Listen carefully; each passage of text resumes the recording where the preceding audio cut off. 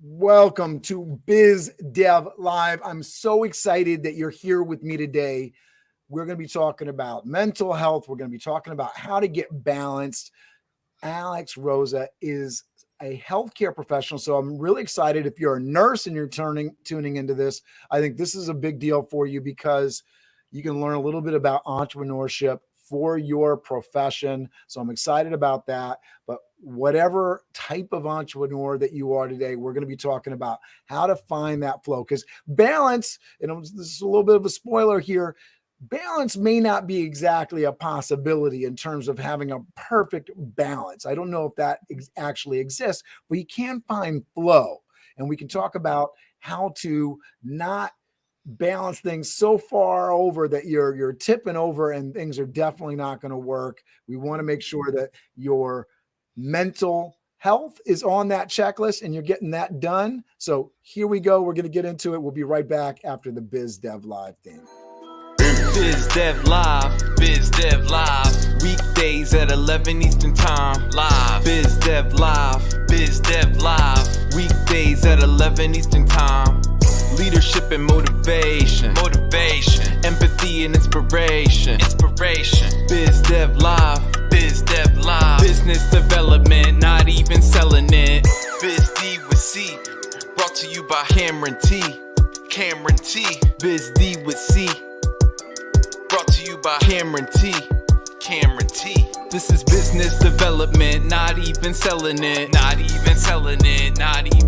This is business development, not even selling it. Biz Dev Live, Biz Dev Live.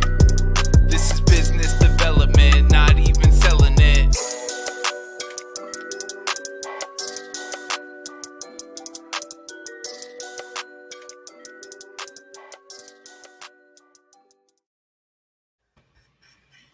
So Alexandria Rosa is the creator and founder of Spice for Life, Spice Body, and Concierge Nursing with Spice as an educator and holistic nurse with a family, full-time job. And while currently completing her doctoral degree in nursing, she knows how hard it is to stay balanced, to take care of yourself, and still get things done. Mm-hmm. Alexandria specializes in helping caring professionals and educators seeking to live more balanced lives by providing tools, strategies, and support so that they can live with ease, experience less stress, and take lots of things off their to-do list. Please welcome to the show, the educator, the Spice superstar, Alex Rosa. Thanks for being with me. Thanks. Thank you for having me. I really appreciate it. I am so glad to be here. I love your intro. It always gets me in a great mood when I hear it. Well, I'm excited you're on the show. We're going to get into this here. I want to talk to you, first of all, what is Spice and how do you help people? Just really briefly so we can get this started, and then I'll get into your background. Sure. Yeah. So Spice is the way that I help people, how I systematically go through their troubles and in a holistic way. So in nursing, we have a head to toe assessment, and I consider Spice my head to soul assessment. So just a systematic way to work through people's issues, blocks, struggles, things that might be holding them back, but looking at it in a holistic way. And then we find some action steps, make a plan, work together to work through that to create some balance, some health in all those areas, to spice up all those areas of their life. I love that. And how did you come up with the Spice thing? Just so people understand. Sure. What Spice yes. is. So Spice does stand for something. Each letter stands for something. And so S stands for spirit. P stands for physical. I stands for insight. C stands for career, and E stands for emotion. And they're all based on the dimensions of wellness. If you get into psychology and sociology, which we learn about in nursing, we started diving into all of that. And then once I started working and looking at my life and looking at coworkers and students and patients that I was having, I figured out that those different elements, and I like to call them the elements of Spice, are so important. So that's what I really created everything that I do and how I teach and how I practice based around that. I love that. And talk to me a little bit about your background. How did you get into nursing? Did you always want to be a nurse? Well, I did. When I graduated high school, I graduated in 2000. when I graduated high school, I did initially set out to go to a 4-year nursing program at a really great college nearby. And honey, I made it like 6 months, I think, not even. And I ended up dropping out. I was a college dropout. I was failing classes, not going to class. I was a mess. And it took me about 2 years about fooling around before I finally got my shit together and got things together. And I enrolled in a nurse aid training program at my local community college. And that kind of started everything off for me. So I went from a nurse aid to an LPN, then I was an RN, got my bachelor's, and now I'm finishing up my doctorate in nursing, and I'll be graduating this May. That's amazing. And congratulations. That's Thank a lot you. of education, a lot of time in school. It is.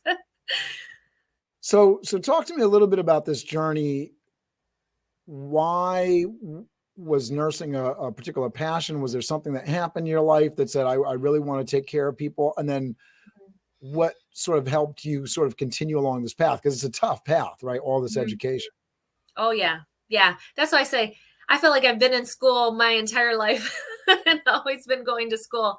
You know, when I was younger, I always had this compassion towards other people and to animals. And so I always thought I was going to be like a veterinarian. That was like my big thing when I was little.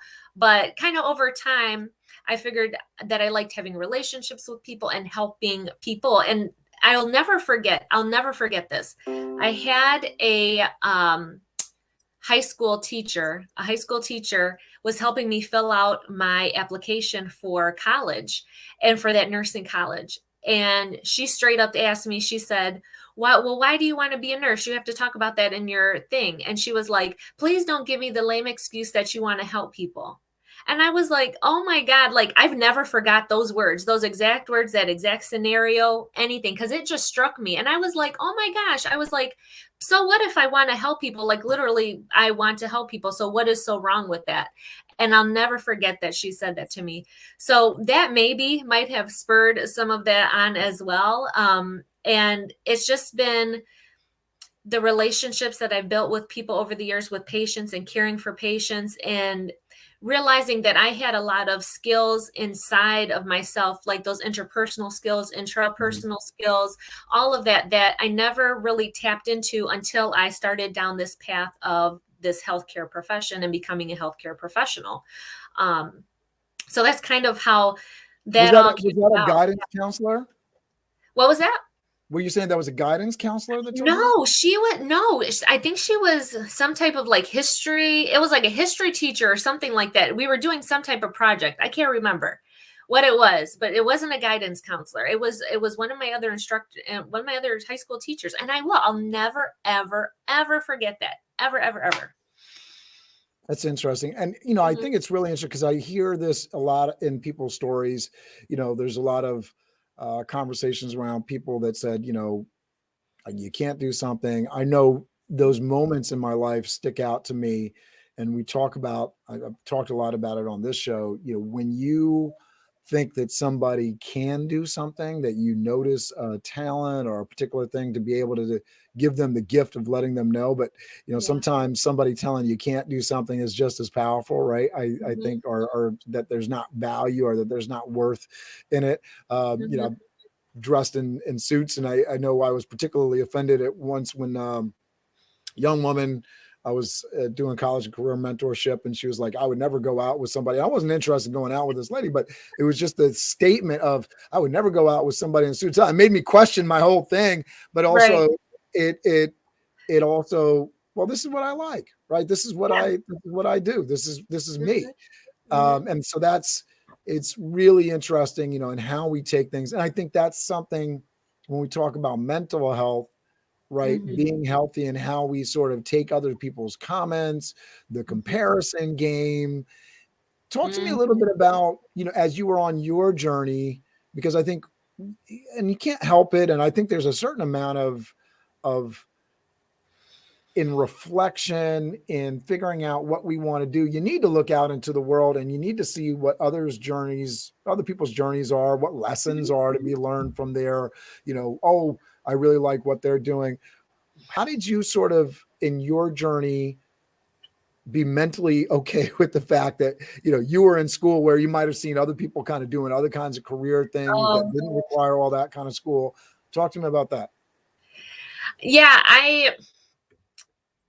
a lot of the work that I did was so much internal work, and a lot of people, and I think that's one of the misconceptions, that people look from the outside and they think, oh, it's so easy for you, and you had such an easy ride, and it was nothing for you to go get your nurse aid and then get your LPN and then get your RN and all of this, and it's working out so great for you. And I'm like, hell no, that is not at all.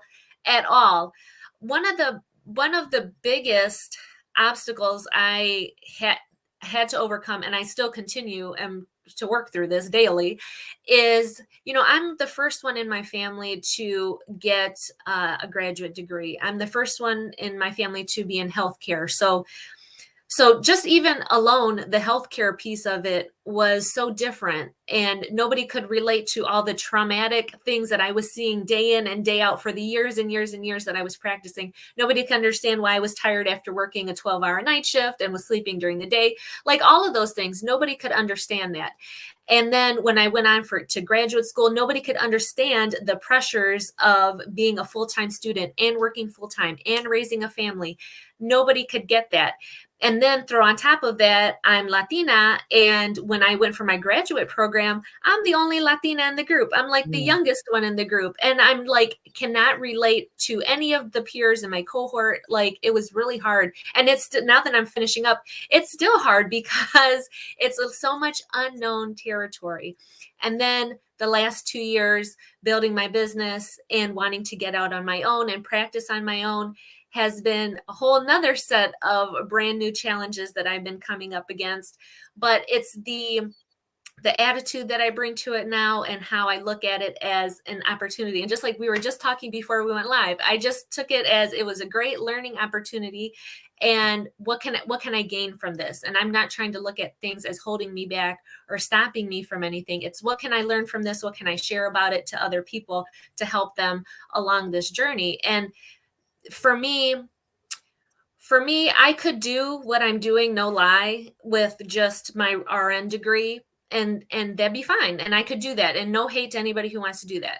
But for me, I wanted to go for that bachelor's degree. Then I wanted to go for that doctorate. Like, I wanted to do that for myself, not because anybody was telling me I had to, or not because I felt like I needed to for some other reason.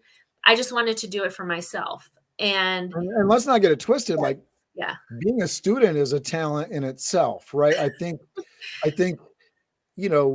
I'm sure you've been in school with people that just struggle to learn things the way that school teaches. So it's one of those things where you got to have a little bit of a talent to be in school to sort of soak up what school has to offer. And when you have that ability to be able to continue on and get those degrees that are on the wall. And I always talk about this to young students because I do the college and career preparation thing with 15-year-olds, 16-year-olds, 17-year-olds. My own daughter who's 15, who's also Alexandria, and also goes by the nickname of Alex in certain places, right? And she's pursuing medical, but the idea that when you are going into the world, if you can get those degrees, if you can get those certificates, if you can get those accolades, if that's within your capability, it opens up so many more doors, because a lot of people aren't going to say, well, where did you go to school, or but they are going to, do you have this ticket? Do you have this key to get into this door? It just opens up places that otherwise wouldn't necessarily be open or is easy to open for you. So, I mean, again, kudos. I mean, I think it's one of those things that especially younger folks, but for folks that are later in life, I've never gotten my college degree. I dropped out of college, right? It was a struggle to get through high school for me. But going back and getting some of those degrees, it's never too late. And if you can figure out a way and get some great advice and get into a good program and make sure the money works for you, it's one of those things that it'll continue to open up doors. And especially if it's fulfilling for you, so much the better, right? Yeah, exactly. And and it's not worth it. And that's why I tell people it's not worth it to sacrifice your happiness and your joy and your life if it's not something you really want to do. If it's something somebody else is pressuring you to do, then don't do it. Do not do it. And I have so many, and you were talking about being a student is like a talent. And it's so challenging because now we have so many adult learners, and that's primarily the students that I deal with are considered adult learners because I teach at the community college on the weekend. I teach first year RN students. And so all of my students are adults. And when you typically think about school, school is made for people who don't have another life besides school. Like it's typically made for Yeah. those like younger teens, early 20s that didn't have a family. Everything's different now, but didn't have a family. You're just in school full time and that's it. And a lot of our programs have not kept up to speed with that. So the academic challenges are still the same, but our life, the challenges in our life and our life obligations are so much more. They outweigh it so much more. And it's how do you create balance in that? How do you find that balance in all those roles that you're trying to do? Because it's still important to pursue your dreams and go after what you want. And being a mom or being a dad, being a single mom, whatever your situation might be, should not stop you. And for so many people, it does. It stops them. And it shouldn't be like that. And that's one of the ways I've been trying to change how I teach and the different places that I come in contact with. I try to preach this to them that, we have to change things up. We have to do things different. We need to offer more video classes. And that's why I like live streaming and making video, because I want to make it more accessible to people so that more people can, learn on the go and watch videos and do it, like be cleaning and watching videos and listening so that they can just work it into their lives, not the other way around, that they don't have to stop their entire life just because of this other thing. Yeah, access to opportunity and education. We live in a world right now where it's easier than ever to go find a resource, but it's still challenging. And I find, what you're talking about, and I appreciated you talking about being a Latina and being in graduate school. Mm-hmm. When I was in college for my 2 years, and then seeing a lot of my college and career prep students that go through soundbusiness.org, the program that I work with, their journeys, their struggles, going to elite schools as a Latina, Latino, Black African American person, coming from Harlem, going to Vermont, going to Massachusetts, going to upstate New York, Utica, New York, right? Gettysburg, Pennsylvania, being in some of these elite institutions. And now you're talking about, forget just like regular old deal. Like this is somebody that, they got the SAT scores, they worked their butt off to get, and they go into these classrooms and the conversations center around, well, what do you think about the Latina, because you're the only representative for that. And so you're sitting there trying to just keep your head down, get the scores that you can't, and then you have to be a representative for your race. And so that brings into the whole equation with career and education and resources. Who are you talking to? Who are you learning from to understand what resources, what schools are available? College isn't for everybody, but I'll say this. One of the big reasons that college isn't for everybody is that it's very difficult for somebody to find that spot that's a good fit for the person culturally. And you could be, white boy from Ohio. The same could be true for that person. That's true for Latina, Asian American. Like just very difficult trying to get a good fit where you're going to feel included.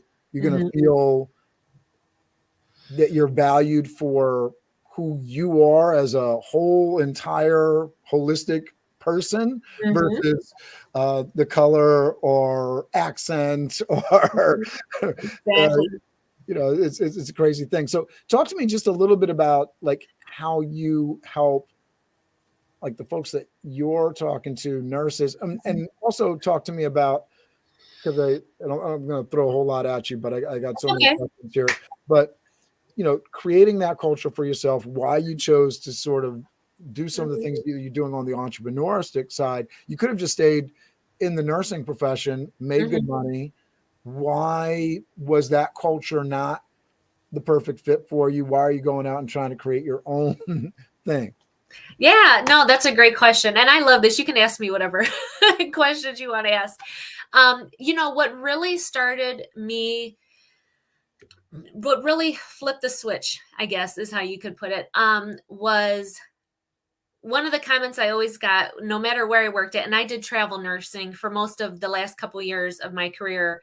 I did travel nursing, and so I worked in multiple ICUs. That was my specialty. So working in all kinds of different ICUs, all different settings, all different facilities.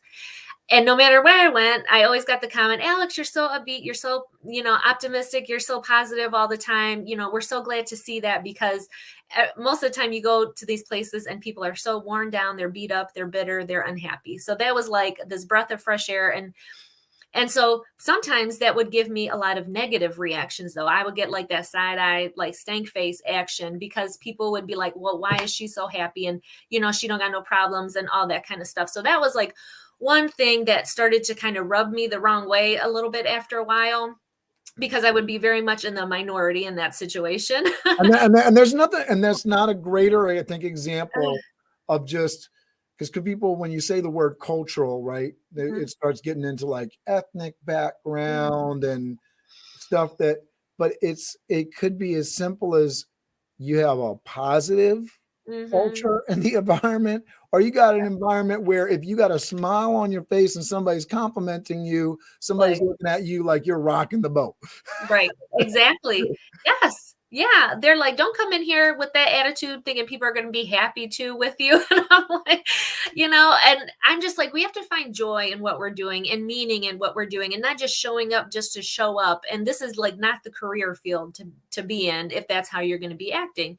So that was kind of what started it. And then what really started that snowball going was when I had my son. So I have 3 kids. My oldest is 17. My middle daughter, she is 14. And my littlest guy is 4. And so when I got pregnant with him, I was working at the hospital, a very, well-known hospital in our area. And I ended up having to deliver. And let everybody know where you're tuning in, where you're. Oh yeah. I'm from near Cleveland, Ohio.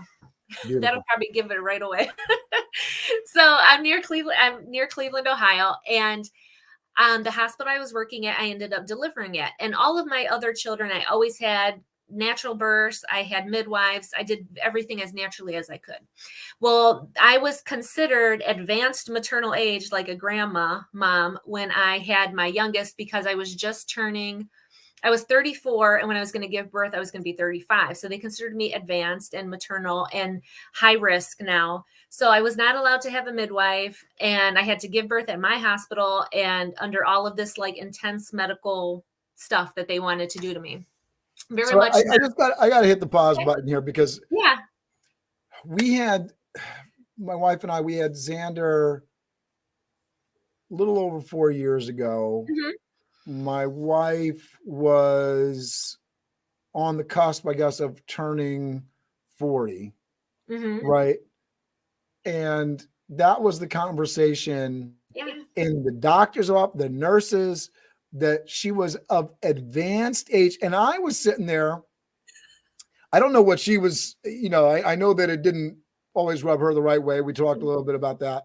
But for me, as her husband, sitting there listening to this person say that my wife was really old to be having a child, there was nothing positive coming out of that conversation. And I can't imagine. So you're talking about 5 years earlier in terms of age, 6 years almost. And they're telling you, I mean, I don't understand that language. There's got to be a whole nother language. I just wanted to hit that because I could commiserate there with you on that. But that was a horrible experience of people telling us that we were of advanced age. Like, what are you talking about? I mean, yeah, I don't know. It was so unreal. And I didn't have any other health problems. Besides I started having high blood pressure towards the end of my pregnancy, which I ended up having with all of them. But besides that, the baby was healthy. I was healthy, like nothing else. I didn't have any other comorbidities like diabetes or heart problems or anything else like that. Just the high blood pressure. And so, yeah, they wanted to do all these medical things to me, and just the shit that they were telling me, I just was already getting the vibe like, this is like, I don't feel in control. I don't like this. This is way too much intervention that I'm not comfortable with. And, I've always worked in ICU, and we're always, taking care of super critically ill patients. And, I know that there's a time to intervene medically, but I'm like, in this situation, like, let me just have a fucking baby, let me just have a baby. And so the whole ordeal, my birth ended up, or the childbirth ended up being very traumatic for me. My son was fine, but I had a terrible experience. My family was treated terribly during this entire experience. It was so bad. And so after I had that terrible experience as a patient, so I was on the other side now, Yeah. as being a patient, I had such a bad experience. I had no control. Just the amount of people coming in and out of my room, the nothing was personal. I didn't know anybody. Like, it was strangers constantly like looking at all the pieces and parts. And I'm like, this is just not cool. Like, this is not cool. And so it totally changed my perspective, my perception of how I was caring for patients going forward. So the minute I stepped onto that floor as a nurse coming back after maternity leave, I was different. I practiced different. The way I approached my patients' rooms was totally different, knocking on their door, waiting, making sure that they were okay with me coming in, and how I talked with them and how I introduced myself to them, the rapport that I developed with them. Every single little thing I did, I just thought like 3 and 4 times about before I did it, because I knew how it felt to have other people not even consider any of that before they walked into my room.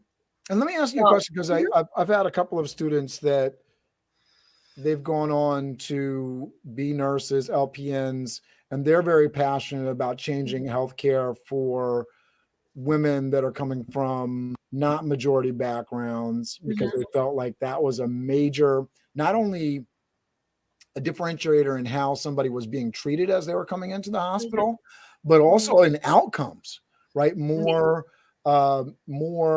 C-sections for, women of diverse backgrounds versus majority, like just every kind of aspect, which how would I know, right? I tell that I was getting sort of informed, and I was like, oh, wow. Yeah. Like, that's crazy. And then the numbers on it. So do you feel like it was just, because I think every institution, hospital obviously is a little bit different. Do you feel like you were getting treated just that way just because the medical sort of system sucks in a lot of different ways, which I think most people would agree with, especially in the United States? Or in particular, the way people viewed you changed the way that you were treated in these situations? At that particular hospital that I was at, I just feel like the policies and procedures that they had in place and just their whole system and flow was not good.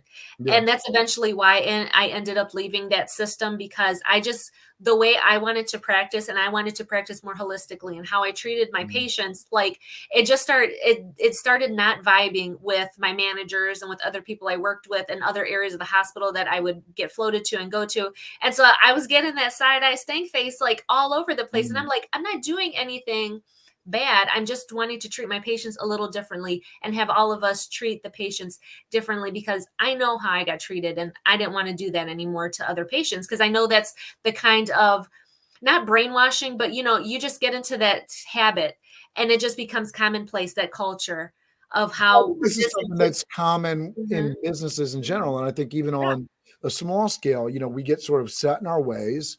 I know I've definitely done it over the last 10, 11 years of running my staffing company out of Westchester. There's things that you could improve, but you don't necessarily, because you fall into comfortable patterns. You fall into things that are, this is a policy, this is the way that we do it. I definitely saw it with my staff, when we got a little bit too comfortable with something, it was like, oh, wait.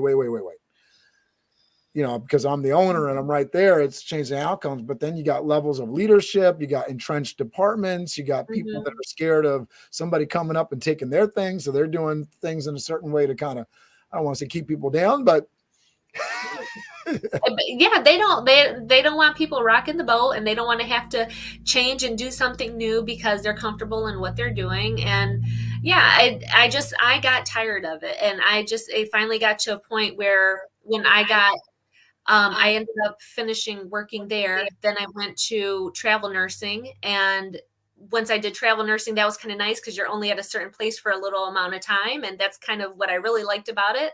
You don't get sucked into a lot of that drama. So I did a couple different nursing assignments. And then when my last one came up in October, I said, that's it, Alex, no more. I had fell so in love with teaching my students on the weekends and precepting other nurses that I was like, this is where you can really help and really start to change things in the hospitals, is these newer nurses coming in and teaching them how to treat their patients, keeping spice in mind and keeping that holisticness in mind, and teach them how to organize their days and organize their time so they are happier and so that they are healthier and they're not running around for 12 hours like they're crazy. Like I see so many other nurses do that. I never was like that, ever, ever, ever. No matter how crazy and busy it got, I never let myself get to that point where I was running around like that. So those are all things that I teach all of my students that come through my rotation. And I know for sure that I'm like one of the only teachers that teaches them so much of this other way to practice and how to organize their day and their time, not just at clinical, but when they go home and when they're with their families, when they turn off the nursing side of themselves and they're the mom or the dad or the son or the daughter. That's equally, if not more important, that they should be learning, but we're not teaching anybody. Right. So two things. One, you got the entrepreneur mindset because you saw a problem, and instead of just getting sort of lost in it, it was like, okay, maybe I can provide a solution. So I want to definitely talk about that, but I'm going to put a pin in that because I want to talk about nurses and women that are at home. Obviously, nurses are men and women, but if you're the primary caregiver, you're if you've ever done a DISC assessment, and for anybody that's watching, if you've done a DISC assessment, you got your D's that are very task oriented. You have your C's that are very detail oriented. You have your S's that are very relationship and people oriented. You got your high I's that are, which is me, promoter kind of folks, right? The S, which is that nurse, typical, a lot of nurses are going to fall into that S category. Very people first, people oriented people that care about the details. They may get aggravated with clients. So if you're a patient, you may not see that always in the nurse, but typically their nurses are coming in, they're saying, hello, how was your day? What was the gossip going on from the night before, all that kind of stuff. I would say that's the more often than not, the personality that's a nurse, right? This person that's caring about people, wanting to take care of people, cares about relationships and that sort of thing. They're stable people because you're working long hours. It's all part of the personality at play there. Well, that person is taking care of people all day, and then they're going home and they're probably the caregiver as well, and then they're taking care of people at home. But there's one person they may not be taking care of. Right. And so talk to me about that person. Yeah, honey, I know that person very well. Very well. Very well. When I have to share a story because when I was in my LPN program, so this was, how long ago was this? I only had 2 kids at the time. My oldest was 3 and my daughter just turned 1 because the first day of my LPN class was her first birthday. That's what I'll never forget. So 3 and 1, 2 kids going to school full time. My dad ended up having a terrible stroke and a heart attack, ended up having to go to rehab. And then when it was time for him to get out of rehab, his wife at the time, my stepmom, decided that she was going to divorce him, that she did not want to take care of him when he got released from rehab. So he had no place to go. So he ended up coming and living with me. So I was taking care of my dad post rehab, stroke, heart attack. He had terrible diabetes, never took care of himself how he should have ever, was such a bad patient. And pretty much everybody in my family has diabetes. I don't have diabetes, but I make sure that I take care of myself so I don't get to that point, because everybody has type 2 diabetes, which we know we can prevent with diet and exercise, a little blurb there. But everybody had diabetes in my family. He's got diabetes. So I was very familiar with, like, you know, taking care of him on that level because I had done that for so many years for other people in our family. You know, I was like 6 or 7 giving insulin injections to family members, and that's so not okay. And please don't let that be the situation. But that's how I grew up doing that. And so I ended up taking care of him, you know, managing all his medications, taking him to appointments, trying to balance all of that while raising 2 little kids and going to school full time and trying to be a wife. Wow. And trying to be a person.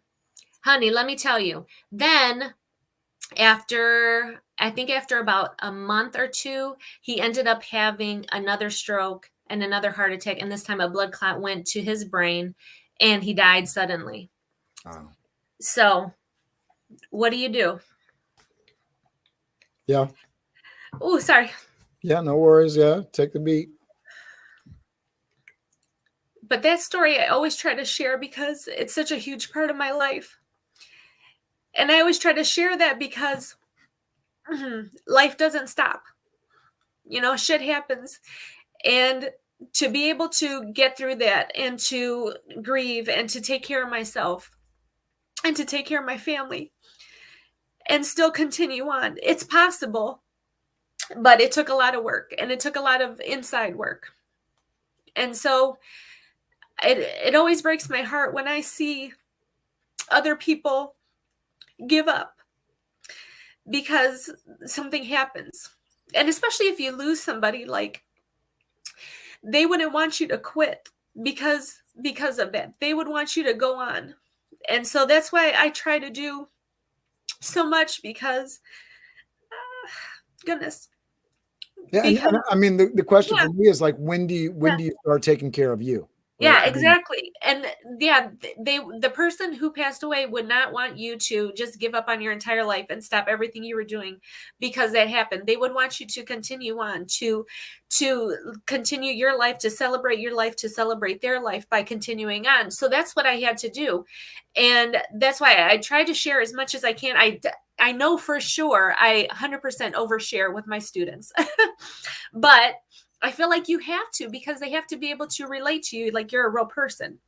Well, I think I mentioned to you too when we were talking, because we had done a one-to-one face-to-face before we ever did this, the Go-Giver, and talking about being your authentic self. And I love that from the entrepreneur side, is that, you know, as a teacher, as an educator, as a business person, because that's really, if you're in sales, and everybody's in sales, right? Because you're always selling yourself. But the idea that your personal experience, your background, your actual real lived experience is the thing that makes you valuable, right? And people will say, well, your message, and, you know, all these kinds of things, but it all comes down to, do I have an experience that tells the person that I'm talking to that I've been in a situation either similar or adjacent to, you know, what you're going through, what you're dealing with, and here's a reason why you need to listen to me. And you know, whether it's a Amazon review for a product, right? You know, social proof, or somebody telling their story, it sort of works the same way. It lends more credibility. It lends a deeper understanding. And when somebody can come across in a way where, because I think there's some people that haven't quite figured it out how to share their stories, and so they don't come off as real.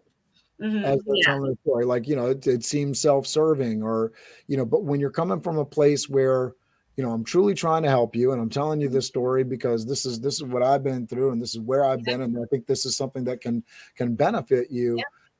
That's a game changer. You know, we all look at the the YouTube speeches, the inspirational stuff, wherever you find your inspiration from. But there's probably a person that you've listened to where you said, man, they have a powerful story, and you've probably listened to that story, that person telling that story multiple times. I always talk about it with guests, the power of telling your story, right? You get people really lock into you. So if you're a nurse, and now I'm glad we put the pen over here, because you saw an issue, you saw a challenge, and instead of just saying, well, okay, that's a challenge, I'll continue on, you say, I can provide a solution for it. And I don't think everybody realizes that they have as many solutions and they have the ability. Exactly. And so I want you to talk about sort of what light bulbs were going on. Yeah. And then also, I think people will look at it, hospital kind of system, and they don't necessarily say, well, I can make money, not necessarily as an employee, but as a consultant. Exactly. Yeah, exactly. Yeah. And that's why I always share that story, and I talk about what I've been through, because it is the thing, like, oh, Alex is so happy and upbeat and positive all the time. It's like, I've had real shit happen to me in my life, but it's all the work that I did to overcome that and to change my mindset and my own perceptions and how I responded to situations and people and things and adversities to get over that. And that was one of the biggest things that other coworkers would also comment to me when I would tell them my story about, yeah, I've got 3 kids and I'm doing this and I'm doing this and I'm thinking about doing that, and I did a little of this. And they're like, well, how do you do all that? That was the big thing. How do you do all the things that you do? And so that's when that first light bulb came off of, like, Alex, if you've been through all of this and you learned all of these different strategies and used all these different tools and found these processes that work for you, they can work for other people. And when I started seeing how I could teach my students, and I'm like, well, I can teach so many more people this way if I have a group of students. And then that's why I've started to get into live streaming and doing live video, because then I can teach even more people about my story and the different things that I use in my everyday life to get things done, to not be stressed out, to not be overwhelmed, to be super happy, and to find joy in every single thing that I'm doing and in everybody that I'm meeting. And going even further than that into what I teach my students about nurse entrepreneurship that I never learned about in school, never, ever even heard that term, honey, when I was in school, ever. And now, like, from day one, when I meet my new group, I always tell them, like, you're going to earn this license, this registered nursing license, but it does not mean that you need to go work in a hospital and you need to work night shift and you need to work all the holidays and miss all the birthdays and miss all the things. No, you can take this license and you can do whatever you want with it. Have your own thing. Work for someplace, sure, if that's what you want to do. But on the other side of that, you need to have your own thing that you build that is yours, that you can call your own, because you have so much experience now. You have learned so much. You have so much life experience, because like I said, it's all adult students that I have. You have so much adult experience and things that you've picked up along the way and things that you're interested in and people that you want to help. So how else can you help them? What can you do with this license? And so I teach them about all the different resources that are out there and videos that they can watch, people that they can connect with, things that they can do on their own, if they're really pumped up and want to do this for themselves. So I try to pump them up as much as I can to want to do it, because I know I'm like one of the only ones, because everybody else is going to brainwash them to thinking that they have to work at a certain place for a certain amount of years. And that's the way it's got to be. But it does not. And now is such a great time, because you have so much opportunity right now. Nurses have so much leverage right now. Like, we got to use it and do something that you want to do, that you are proud of, that can make a difference right now. And let me say this too. It's something, if you go back and you look, like there's been an opportunity, especially for healthcare professionals, because of the leverage that you have once you have that degree, that piece of paper, and you have the experience of working with patients. And so I'm glad that you are utilizing this and going out and working with it. And I'm glad to see more people, because one of the things that I would especially love to see with young people, and I just want to shout out before I forget to do it here, Yolanda Chinsen, Alexandria Rosa, appreciate your authenticity, right? And so that's, if one person's saying it in the comments, there's a lot of other people that are watching and thinking it. So Appreciate you, Leonda. Susan was in here earlier. She says she's going to watch the replay, so we appreciate that. The idea here, though, for somebody that's going through school is that it's never too early, one, to start thinking about the entrepreneurship side. And I'm thinking about nurses that are in the profession that may not be taking a piece of their check and putting that into investing, whether it's in stocks, whatever, right? It could be, you may not have the mind where you want to go out and sell your services and everything, but do you have stock in the medical corporation that you're working for? Do you have some of these things so that you are taking care of yourself financially? There's a whole holistic array of things, right? And say Spice one more time, what it all stands for, because I think this is really good for people, to sort of get a sense as they're entering their career or they're in their career, these different pieces to the puzzle. Right. And these are all pieces and parts of your life that all support your wellness, all support your health. So your spirit, your spiritual wellness, your P, your physical wellness. Your I stands for your insight or your self-awareness, your intuition, your insight, all that deep work. And that's really, like, I did another live the other day and they brought up a great point that I is in the middle, and I is really like the anchor that really brings all the other pieces together. And C is for your career, because that's how you're going to serve people. That's how you are going to show up for the world and make a living for yourself and support yourself and your family if you decide to have one.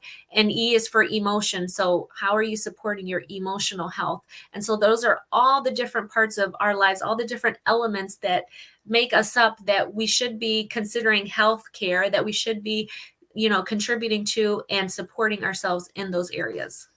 Love that. And I want to get into our takeaways. I got a couple more questions I want to throw at you, but I want to go through our takeaways so that people are walking away knowing they got these pieces, right? So talk about time blocking for entrepreneurs. Sure. So time blocking is one of the ways that I have learned to balance my schedule out. And I know we talked about, or you mentioned how balance is, it's such like a trigger word, maybe, because it's like people feel very strongly one way about it. But for me, balance is never like anything ever equaling out, because that's not real life. Life is never going to be all stable and calm and nothing is ever going to go wrong. It's a constant, how are you balancing things? How are you weighing things against each other? What's important to you right now might not be important to you later on. So it's just all in about how you are working and balancing the things going on in your life. And so time blocking is one of the ways that I have really used to be able to divide up my days and divide up my time so that I am paying, attention to certain areas of my life at certain parts of the day. And I spread it out over the week, over the month, over the year. So that way I can get shit done. So I can get things done that I need to do. And like I said, that was like the number one thing people would always ask, how do you get everything done? I'm like, well, I'm very diligent and very intentional about my time and my energy, where I'm putting it, what am I doing with it, and staying organized with things. And you got to stay organized if you got 3 kids and you're going to school and you're teaching and you're a student and and have a job. You've got to do those things. And so I use time blocking as a way to organize my time. And now that I have, now that I'm running a business, like, it's even another thing that I really have to be super intentional about. Where am I spending my time and what am I doing?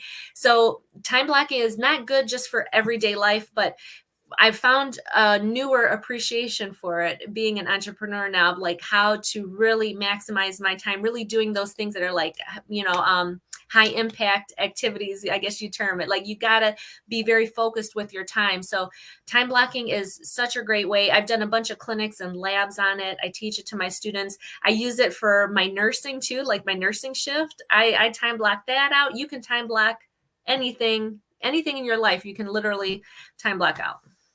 Yeah. And I wanted to lay this out because I've been working with a business coach, and there's pluses and minuses to sort of saying, okay, I'm going to set this time to do this, because not everybody's brain just works that way. But it is a piece of training yourself that, okay, I'm going to do this at this time. And then the idea with time blocking, that you're compassionate with yourself. You'll understand, being intentional with Spice. Love that. Exactly. That you're compassionate with yourself. So if you miss something, you can move it around, right? Okay, I'm going to not do that. I'm going to move it to another piece of my calendar. And so if anybody's familiar with using, any of the calendar apps, you can actually just pull things. But that also takes making sure that you're building buffer time into your schedule, time that you're going to the bed. You hear about people like Elon Musk or, people that are like taking every, 5 minutes of their day, these ultra, yeah. And they have every moment of their day planned out. And most of us, and I would even question whether they are that extreme, Yeah. Sure, when you're meeting with other people, but, for your own personal stuff and enjoying life and all that jazz, but being really compassionate with yourself, with your time blocking, because I've definitely gotten into the place where you just feel guilty that you're not getting the things that you put on your calendar done. And I think you got to give yourself room and compassion for self-care. So taking downtime, knowing that your to-do list has to be friendly, delegation, making sure that it's not all on you, that you pull people in. And that includes everything from your work activities to I have children, they can wash dishes too.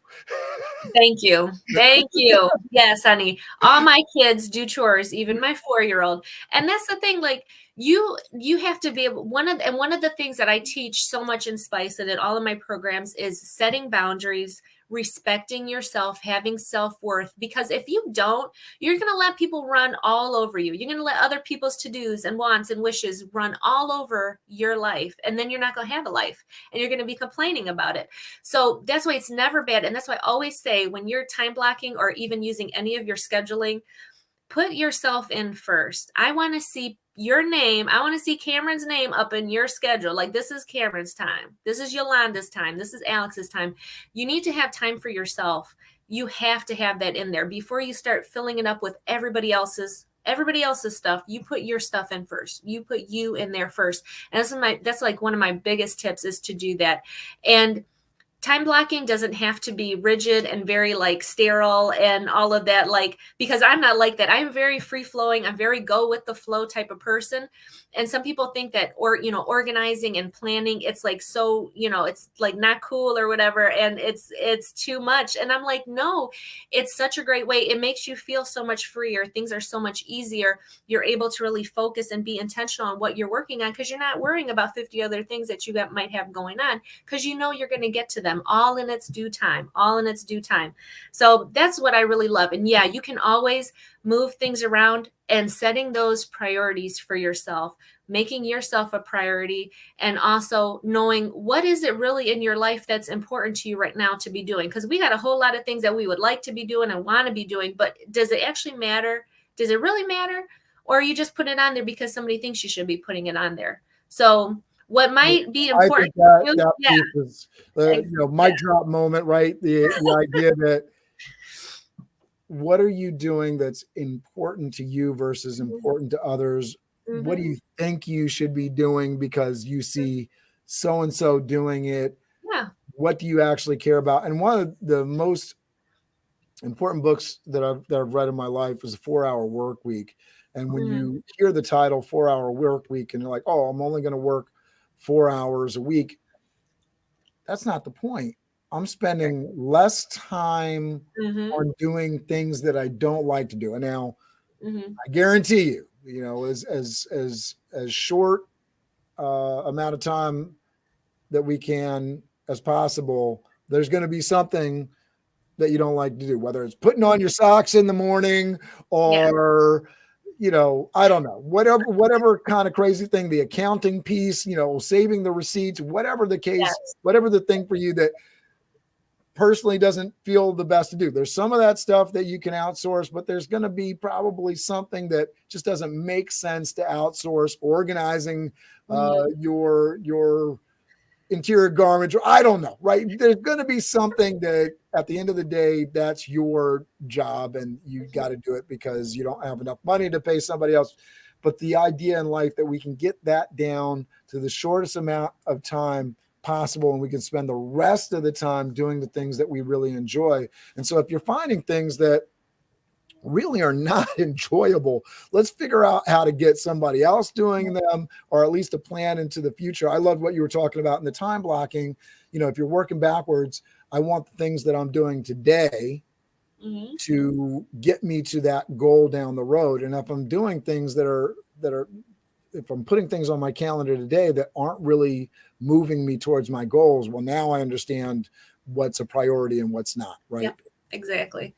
Yep, exactly. And having a support system and being okay with asking for help is another huge part of it. It's okay to ask for help. It's okay to delegate. It's okay to say, I can't take that on right now. Can you do this? Or just asking people. That's such another huge part that so many people have a hard time doing. And if people aren't used to you asking or anything like that, you can get a lot of hate for that because people don't understand. People won't understand your goals and what you're working towards, and understand that you can't do it all your own. And especially for women, it's like, no, you got to take care of the kids and you got to do this. How dare you have them go over to so-and-so's house and blah, blah, blah. And I'm like, no. I was like, they need a break from me as much as I need a break from them. So let them live their life, go do things, go hang out with their grandparents, go hang out with their friends. They have responsibilities around the home. I have people that I can call to come do things. And if I don't get to everything, honey, my house is a mess half the time. The laundry is in the baskets.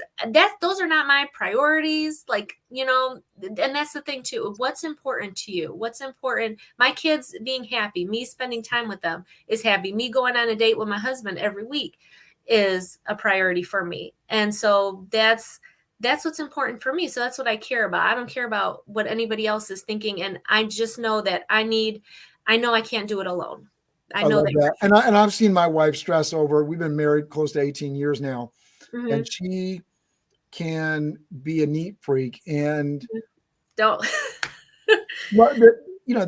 The interesting thing about it is, because it would cause stress, I'd be like, stop, just leave it be, relax. And she'd be getting angry. What do you mean relax? Like, this is dirty. It needs to be cleaned. And I think now we're at a place where exactly what you were saying. She realizes that the perfection thing, that's not going to happen. Yeah. Certainly not with me and 4 kids in the house, right? And for her as the head of the household, the matriarch of the household, 5 kids, right? If you count me, right? So it's not going to happen, right? The house is not going to be clean the way that she wants it. And I don't think any of our lives are going to be that level of perfection that you have in your mind. You got to get to a level, and it's not about, because I wouldn't tell anybody to settle. I wouldn't tell anybody to have lower expectations, but there is a point in your mind, like, what exactly are you going for? Do you want to realistically eat off the floor? Or is that not something that, and I say, eat off the floor, because I know there's somebody that's out here that's got that, OCD man.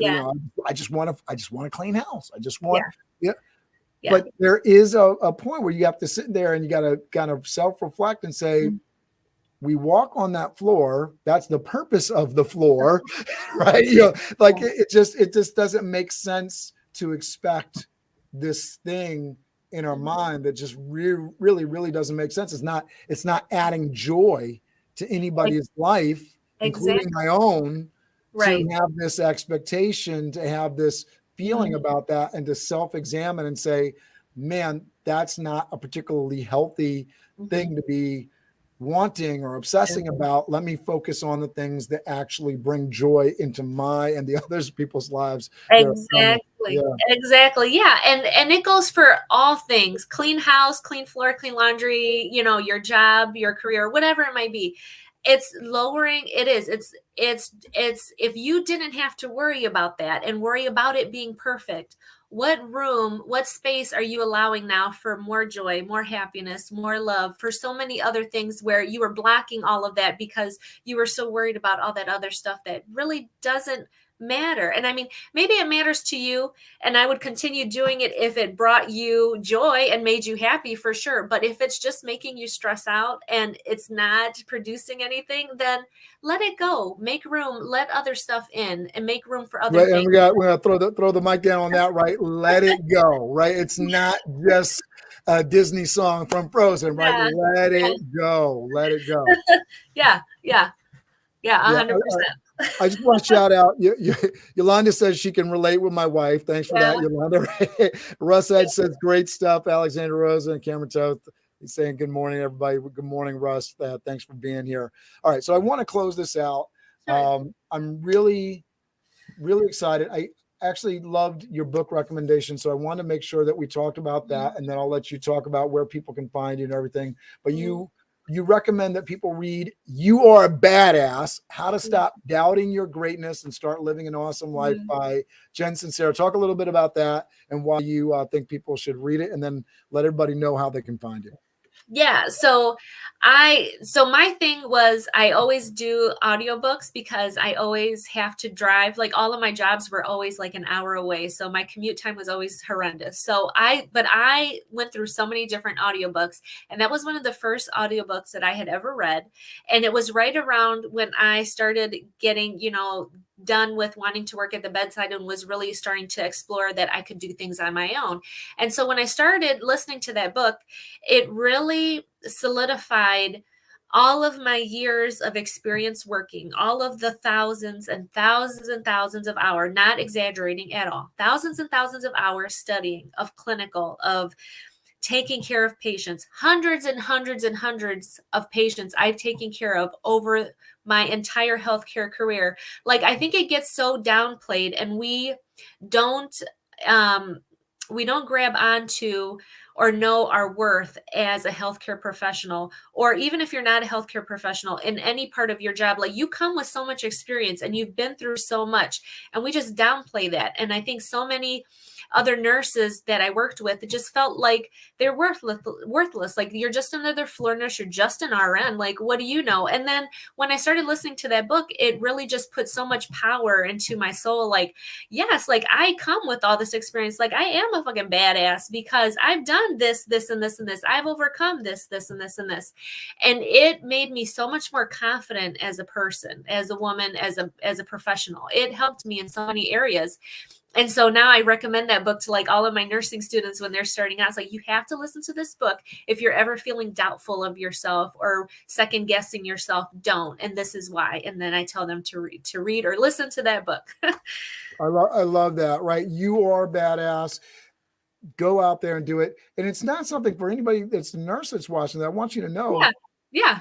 I felt the same way working in corporate world. Consultants, other folks would get more respect than us that actually knew what we were doing in the organization. So sometimes to get your respect and to get your due, you need to leave and come as a consultant. All right. Tell people where they can find you, Alex. Yeah, sure. So you can head over to my website at getyourspice.net, and you can learn more about me and all the different programs that I have offering, individual programs, group programs, special Valentine's Day programs, so you can share the spice. I am on all the socials, so you can find me on LinkedIn, Facebook, YouTube, all the places. Just search Alexandria Rosa and then put spice at the end. I've been getting more intentional about using the hashtag #GetYourSpice, so you can always use that as well and find me there. And I would love to connect with each and every one of you. You can always reach out to me, send me a message, set up some one-on-one time with me on my calendar. You can do that all through my website, and I would love to meet you and say hi to you.